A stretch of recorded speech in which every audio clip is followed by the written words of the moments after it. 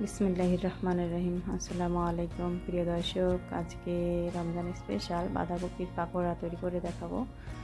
আপনারা অনেকে হয়তো বা বলতে পারেন এটাকে বাঁধাকপির পেঁয়াজু। তো চলুন দেখে নেই ভিন্ন স্বাদে আজকে বাঁধাকপির রেসিপিটি দেখে নিই।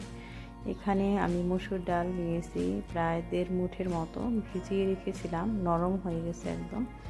তো পরিষ্কার করে এখন ধুয়ে নিয়েছি। তো ব্লেন্ড করে নিতে হবে এই মসুর ডালগুলোকে। আপনারা চাইলে পাটায় বেটে নিতে পারেন। তো আমি আমার সুবিধা মতো ব্লেন্ডারে ব্লেন্ড করে নেব। তো প্রিয় দর্শক, ভিডিও শুরুতে আপনাদের কাছে আমার একটি রিকোয়েস্ট, ভিডিওর কোনো অংশে অবশ্যই একটি লাইক করে যাবেন ভালো লাগবে। তো এই যে পেস্ট করে নেওয়া হয়ে গেছে। আমি এখানে এই মসুর ডালগুলোকে আধা বাটা করে নিয়েছি। তো যাই হোক, এখন এই যে বাঁধাকপি এইরকম কুচি করে কেটে নিয়েছি আর পানি ঝরিয়ে নিয়েছি এই বাঁধাকপির থেকে।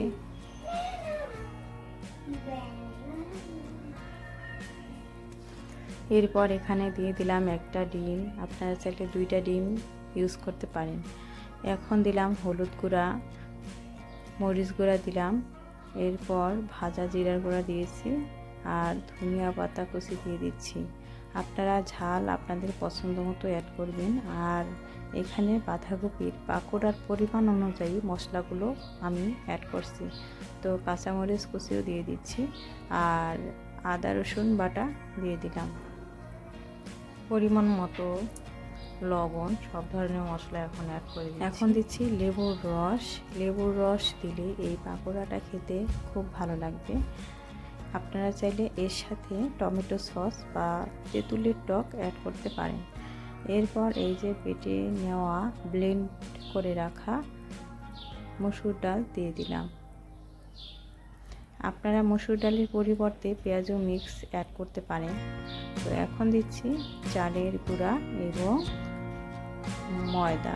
আমি এটা দিচ্ছি মুসমুসে হওয়ার জন্য, কারণ চালের গুঁড়া দিলে মুসমুসে হয়, আর ময়দা এগুলো দিচ্ছি বাইন্ডিংয়ের জন্য, যাতে ছেড়ে ছেড়ে না যায় ওই জন্য, আর দীর্ঘ সময় মুসমুসে থাকবে।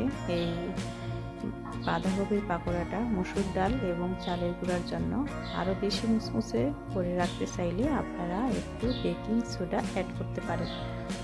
তো যাই হোক, সবগুলো উপকরণ একসাথে মিশিয়ে নিলাম, ভালো করে মিশিয়ে নিলাম। আর আপনারা অনেকেই ভাবতে পারেন যে বাঁধাকপির থেকে পানি ছেড়ে দিতে পারে, না, বেশি মাখানোর দরকার নেই। যদি বেশি মাখান তাহলে বেশি পানি ছেড়ে দেবে।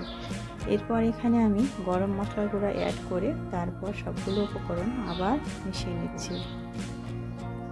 আর যেহেতু আমি এখানে ডিম ব্যবহার করেছি, তাই দ্রুত এই পাকোড়াটা তৈরি করে নেব, কারণ ডিম দেওয়ার কারণে বেশি নরম হয়ে যাবে, যত সময় যাবে তত নরম হবে।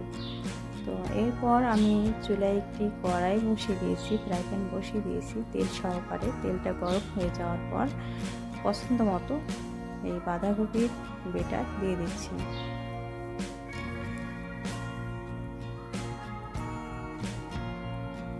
আপনারা চাইলে আরও ছোট করে দিতে পারেন, পাতলা করে দিতে পারেন এই বাঁধাকপির পাকোড়ার বেটারটা, বা একটু ফিঙ্গার শেপ করেও দিতে পারেন। তো যাই হোক, আমি 2 পাশটা ব্রাউন কালার করে ভেজে নিয়েছি চুলার আঁচ কমিয়ে রেখে। এরপর পরিবেশন করে নিচ্ছি। আর এটা খেতে যে এতটাই টেস্ট হয়েছে যেটা বলার মতো না, আপনারা তৈরি করে খেয়ে দেখবেন। ইফতারিতে বা সকাল বিকালের নাস্তায় বা বাচ্চাদের টিফিনে আপনারা এরকম বাঁধাকপি পাকোড়া পরিবেশন করতে পারেন। ধন্যবাদ সবাইকে। আল্লাহ হাফেজ।